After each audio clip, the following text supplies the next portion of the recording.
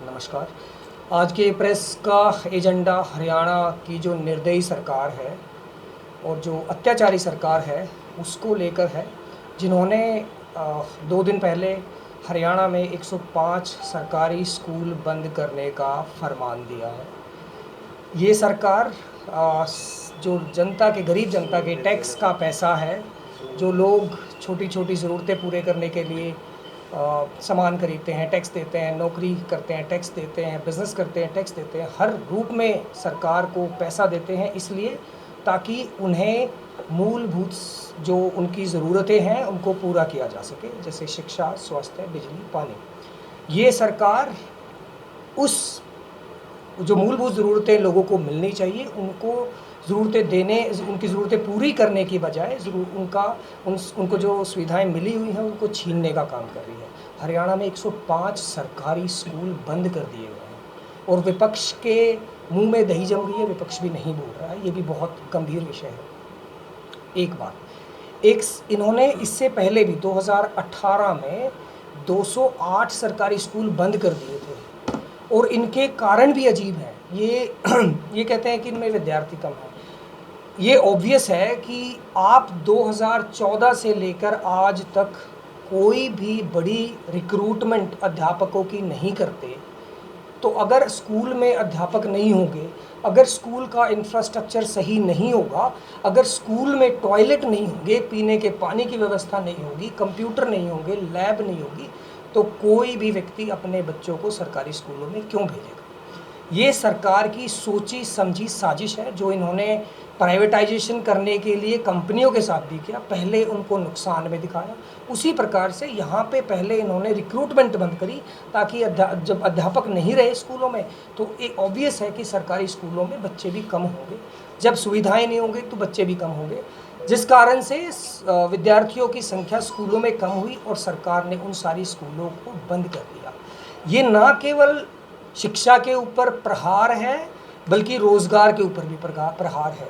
जो शिक्षक साथी हैं जो काम करते हैं स्कूलों में, चाहे वो क्लर्क की पोजीशन पे हैं, चाहे वो चपरासी की पोजीशन पे हैं, चाहे वो अध्यापक की पोजीशन पे हैं, जिस भी पोजीशन पर हैं, उनके रोज़गार पर भी कहीं ना कहीं समस्या खड़ी करने के लिए ये एक फरमान खड़ा करा गया है।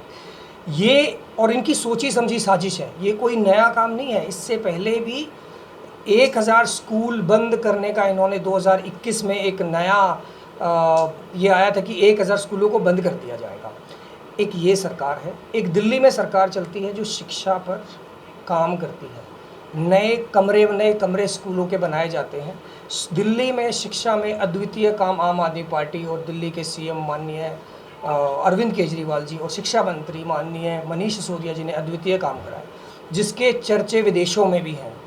अमेरिका के one of the top newspaper the New York times में खबर छपी है, चर्चे हुए हैं आम आदमी पार्टी के दिल्ली के शिक्षा मॉडल के।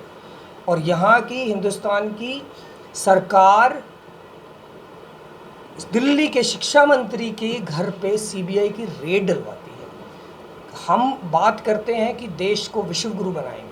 देश को विश्व गुरु क्या हम स्कूल, सरकारी स्कूल जिसमें गरीबों के बच्चे पढ़ते हैं, सबके बच्चे पढ़ते हैं, अमीरों के बच्चे पढ़ते हैं, क्या उन स्कूलों को बंद करके हम इस देश को विश्व गुरु बनाएंगे? हमें स्कूलों को और सुदृढ़ करने की ज़रूरत है, ना कि स्कूलों को बंद करने की ज़रूरत है।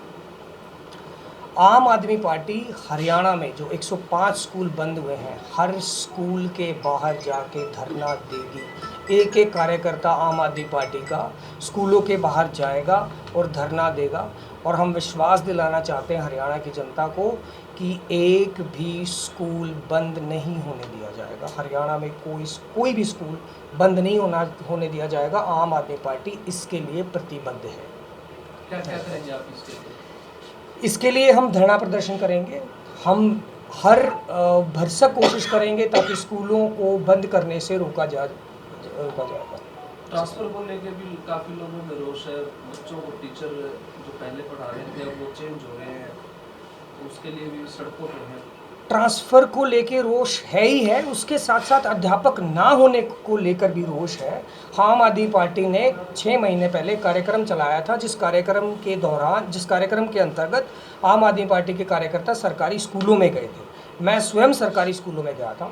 मैं स्वयं गोहाना के विधायक जगबीर मलिक जी के गांव भैंसवाल और योगेश्वर मलिक जो भाजपा, योगेश्वर शर्मा जो भाजपा के प्रत्याशी रहे हैं, 2 बार प्रत्याशी रह चुके हैं, उनका गांव, जब मैं वहाँ गया, वहाँ के सरकारी स्कूल में गया, उस सरकारी स्कूल में 96 बच्चों के एडमिशन थे। उसमें से उस दिन केवल 13 बच्चे ही स्कूल में मिले मुझे।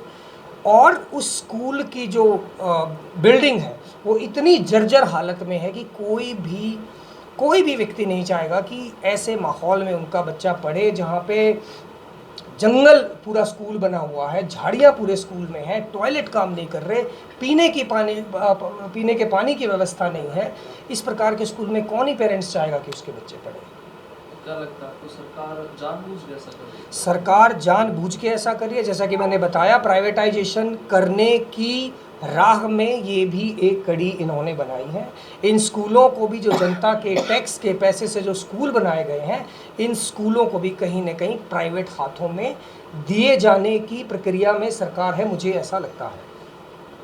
दिल्ली और पंजाब के स्कूलों की तुलना में हरियाणा के स्कूल किस तरह से? दिल्ली के स्कूलों की तुलना में हरियाणा के स्कूल, मैं कहता हूँ हरियाणा में स्कूलों को बहुत ज़्यादा सुदृढ़ करने की ज़रूरत है। दिल्ली में लोग प्राइवेट स्कूलों से बच्चे निकाल के सरकारी स्कूलों में एडमिट कराते हैं। पिछले 3 साल का प्रूवन ट्रैक रिकॉर्ड है कि दिल्ली के सरकारी स्कूलों के नतीजे प्राइवेट स्कूलों से भी अच्छे आए हैं। वो ऐसे ही नहीं आए हैं, वहाँ पे डेवलपमेंट का काम करा गया, शिक्षकों को विदेशों में ट्रेनिंग दी गई है, बाहर के लोगों ने आके दिल्ली के स्कूलों को देखा है और उनको सराहा भी है। तो हरियाणा के स्कूलों की अगर आप तुलना करें, मैं कहूँगा आप बड़ौदा और गोहाना विधानसभा में हम लोग बैठे हैं, 5 कोई भी टॉप स्कूल चुन लीजिए, मैं कहता हूँ वहाँ पर भी आपको सुविधाएं नहीं मिलेंगी। इसमें लगभग 80-90 स्कूल आते हैं सरकारी, जिसमें आपको वो सारी सुविधाएं नहीं मिलेंगी जो ज़रूरत की हैं। तो कौन माँ बाप ऐसा है जो अपने बच्चे को वहाँ पढ़ाएगा जहाँ पर अध्यापक ही पूरे नहीं हैं, सुरक्षा की सुविधाएं नहीं हैं, स्कूल में जंगल बना हुआ है, झाड़ियाँ खड़ी हुई है। मैं कटवाल गांव के स्कूल में गया था, मैं आपको बताना चाहता हूँ, कटवाल गांव के स्कूल की जो दीवार है, उसमें जो खिड़कियों के पीछे भैंस बांध रखी थी लोगों ने, खिड़कियों के साथ, खिड़कियों की जो ग्रिल है। तो ये व्यवस्था हरियाणा के स्कूलों की है। और दिल्ली के स्कूलों को आप देखोगे, दिल्ली के स्कूलों की चर्चा आज विदेशों में, अमेरिका के अखबारों, टॉप क्लास अखबारों में है। प्रदेश के शिक्षा मंत्री कहते हैं आपको चिंता करने की जरूरत नहीं है, हम आपके नहीं, अगर लोग शिक्षित नहीं होंगे तो वो चिंता मुक्त भी हो ही जाएंगे ना। और इनकी सोच भी यही है कि इनको अशिक्षित कर दो, इनको बेरोजगार होने दो, अशिक्षित होने दो, फिर ये अनाज बांटेंगे, लोग खाएंगे और सो जाएंगे। इनको वोट चाहिए, ये वोट की राजनीति के लिए कुछ भी कर सकते हैं। लोगों को शिक्षित करने की ज़रूरत है ताकि हम देश को नंबर 1 बना सकें। देश को नंबर 1 हम स्कूल बंद करके नहीं बना सकते, नए स्कूल बना के, नए ऑर्गेनाइजेशन खड़े करके, नई संस्थाएं खड़े करके बना सकते हैं। देश को हम नंबर 1 ऐसे नहीं बना सकते कि हम सरकारी स्कूल बंद कर दें। जिन लोगों के बच्चे वहाँ पे पढ़ते हैं उनका क्या होगा। रंगीला जी, आप भी पिछड़े समाज से आते, क्या लगता है सरकार श्रीमान जी, मैंने पीछे भी एक गोहाना हल्के के कासंडी गांव से एक स्कूल की वीडियो और फोटो मैंने मीडिया को उपलब्ध कराए थे। उसमें आपने देखा कि टोटल 600 बच्चे होते थे, लेकिन उसकी बिल्डिंग 2 कमरों में चल रहा है स्कूल, 6ठी से 10वीं तक। 400 बच्चे वहाँ से चले गए, अभी 200 वो बच्चे वहाँ पर हैं जिनके माँ बाप उनका कहीं एडमिशन नहीं करवा सकते। अब 2 कमरों में दुनिया भर का सामान टूटा फूटा वो भरा हुआ है, बच्चे बाहर बैठते हैं, मी आंधी आने के बाद वो घर पे भाग जाते हैं अपने बैग उठा करके। सरकार जानबूझकर ऐसी व्यवस्था कर रही है कि पेरेंट्स को, बच्चों को परेशान कर दो ताकि वो प्राइवेट स्कूलों में जाने के लिए मजबूर हो जाएं। अभी मैं आंकड़े बताता हूँ आपको, 38,000 पोस्टें पूरे हरियाणा में शिक्षकों को की खाली है, उनको भरा नहीं जा रहा। जबकि हर साल एस्टेट भी पास करे हुए लाखों बच्चे बेरोजगार घूम रहे हैं, उनकी भर्ती क्यों नहीं की जा रही? कहीं ना कहीं यही मनसा है। सरकार प्राइवेट स्कूलों से मोटा चंदा जाता है जो मंत्री और मुख्यमंत्री कार्यालय तक पहुंचता है। ये साजिश है कि जब वहां से मोटी कमाई आने लग रही है तो सरकारी स्कूलों को बर्बाद करने की सरकार सोच रही है। आपने देख लिया, जितनी रेलवे स्टेशन प्राइवेट हो गए, रेलवे एयरपोर्ट प्राइवेट किए जा रहे हैं। अब आने वाले समय में बैंकों में भी अभी अग्निवीरों की तरह भर्ती की जाने वाली है। ये सरकार कहीं ना कहीं चाहती कि इस देश को बर्बाद करने पे तुली है। 2014 में मैं दोबारा आपको याद दिलाना चाहता हूं, मीडिया ने छापा था, जब शिक्षा मंत्री रामविलास शर्मा जी होते थे, 1029 प्राइमरी स्कूलों को मर्ज करके बंद कर दिया गया था। ये बहुत बड़ी बात थी, जिसमें कि महेंद्रगढ़ में 122 स्कूल थे जहां से शिक्षा मंत्री खुद थे। तो आप ये देखिए, ड्राइंग टीचर की पोस्टें खत्म कर दी गई, पीटीआई की पोस्टें खत्म कर दी गई, संस्कृत टीचर की पोस्टें खत्म कर दी गई। अब हरियाणा का नाम पूरी दुनिया में गूंजता है कि पूरे इंडिया में सबसे ज्यादा जो खिलाड़ी हैं वो हरियाणा से जाते हैं। जब उनको शुरू से ही वहां पर खेल के टीचर नहीं मिलेंगे तो आप बताइए कि आने वाले समय में खिलाड़ी भी लुप्त होने शुरू हो जाएंगे। वाकई में आप इन आंकड़ों से ही अंदाज लगा सकते हैं कि हरियाणा गवर्नमेंट प्राइवेट हाथों में सब कुछ देना चाहती है, यहाँ के बच्चों का भविष्य समाप्त करना चाहती है। अब 105 स्कूल बंद किए हैं, ये कितना बड़ा दुर्भाग्य है। सरकार को चाहिए कि मोटिवेशन करे, स्कूलों का अच्छा वातावरण करे, अच्छे कमरे हो, अच्छी शिक्षा नीति हो, वहां पर शौचालय हो, अच्छा पानी। आप जाके देखोगे स्कूलों में, आप कभी, मैं मीडिया को आमंत्रित करता हूं हाथ जोड़ के कि एक दिन मेरे साथ चलिए, आप लोग देखिए जिन टंकियों के ढक्कन खुले उनमें कोए, पक्षी, कबूतर नहा रहे हैं, वही पानी नीचे आ रहा है और ओक लगा के उनको बच्चे पी रहे हैं, वो बीमार हो रहे हैं। शौचालय बने हुए हैं, उनको बच्चे को यूज करने के लिए नहीं है, ओनली फॉर टीचर यूज करते हैं और उनको ताला लगा दिया जाता है। अब आप देखिए ऐसे में बच्चे बच्चियां कहां जाएं? ये हालात, ये दुर्दशा पूरे हरियाणा में हुई है। हम तो कहते हैं कि जैसे दिल्ली में केजरीवाल जी से सीखे, दुनिया भर के लोग वहां पर, अभी बिहार के शिक्षा मंत्री जी आए, दुनिया भर के बाहर से मंत्री आ रहे हैं कि शिक्षा नीति को देखने के लिए। तो प्रदेश के राज्य से, आम आदमी पार्टी से यहाँ की सरकार शिक्षा क्यों नहीं लेती? जैसे कि पास के राज्य में तो लोग सरकारी स्कूल की बजाय प्राइवेट स्कूल की बजाय सरकारी स्कूलों में आ रहे हैं। अच्छे अच्छे स्विमिंग पूल हैं, टीचरों को विदेशों से जाकर के ट्रेनिंग दिला करके शिक्षा को अच्छा किया जाए। और यहाँ पर इतने पुराने टीचर, ना तो उनकी कोई ट्रेनिंग होती है, ना उनकी कोई जांच होती है। सच्ची बात यह है कि उनको पूरे सिलेबस का भी नहीं पता कि बच्चों को क्या पढ़ाएं। यही तो पुलिस में हाल है, यही शिक्षा विभाग में हाल है, उनको क्या गड़ा नहीं पता, लेकिन उनकी ड्यूटियां लगी। मेरी प्रार्थना मीडिया के माध्यम से मैं मुख्यमंत्री जी को, शिक्षा मंत्री जी को भगवान से प्रार्थना करता हूं, इनको शुद्ध बुद्धि दे कि स्कूल बंद करने की बजाय उनको अच्छा किया जाए, बच्चों को वहां पर आकर्षित की जाए, अच्छी शिक्षा दी जाए, ताकि वहां पर बच्चे पढ़ करके विदेशों तक जाकर खिलाड़ी भी निकले, मंत्री भी निकले, अच्छे अच्छे साइंटिस्ट भी निकले, अच्छे अच्छे IAS IPS भी निकले। पढ़ेंगे तो निकलेंगे।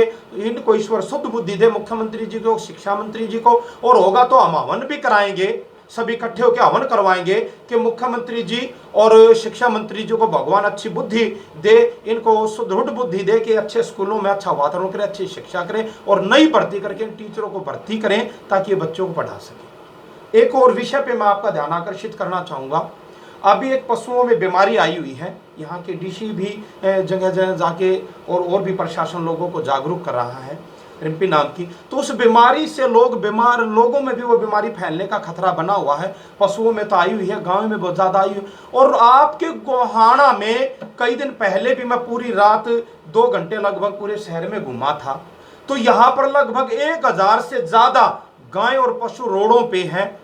मैंने प्रशासन से भी गुहार लगाई, SDM साहब से भी, यहाँ के चेयरमैन मोहतरमा उनसे भी, कि भाई इन पशुओं को भी जल्दी पकड़ने का काम किया जाए, इनकी व्यवस्था की जाए, नहीं तो ये बहुत बड़ा हादसा हो सकता है। ये महामारी गोहाना में फैल सकती है। आप रात को देखते हैं कि व्हीकल निकालने की जगह भी नहीं होती, पूरे रोडों पे पशु, गाय बैठी हैं, बैल बैठे हैं। मेरी प्रार्थना मीडिया के माध्यम से कि आप भी इस खबर को उठाएं, इस मुद्दे को उठाएं कि इन पशुओं को पकड़कर इनकी व्यवस्था की जाए।